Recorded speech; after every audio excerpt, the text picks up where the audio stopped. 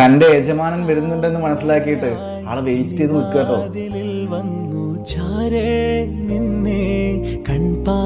എന്താലേ ഓരോരുത്തർ വരുമ്പോഴും അവൻ നോക്കുകയാണ് തന്റെ യജമാനാണോ എന്ന്. എന്താലേ അവന്റെ സ്നേഹം.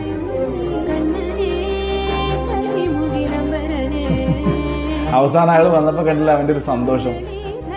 How great. ഇഷ്ടപ്പെട്ട് കഴിഞ്ഞാൽ ഒന്ന് ലൈക്ക് ചെയ്തേക്കണേ.